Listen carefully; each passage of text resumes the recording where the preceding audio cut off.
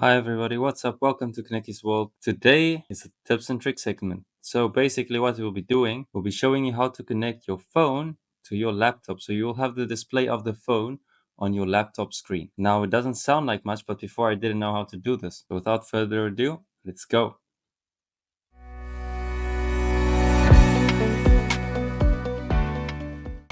Alright, first you click on Start, then you go to the settings.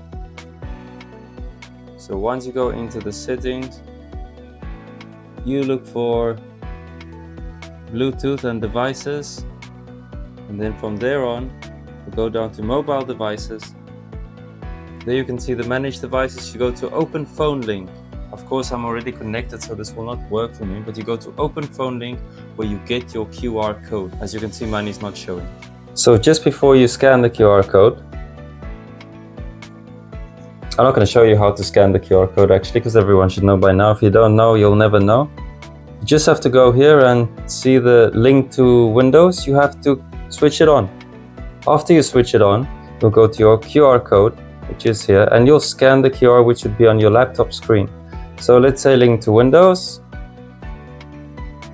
Done. After this, I'd scan the QR code and we'd be using my phone on my laptop.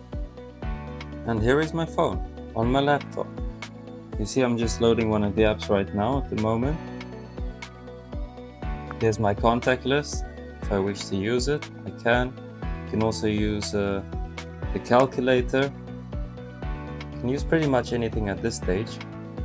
Just one thing to note, if your phone is locked, then the app will not work. So always keep your phone unlocked. See, I just locked my phone and now it doesn't work. So always keep your phone unlocked. And as long as that's the case, you'll be able to use it.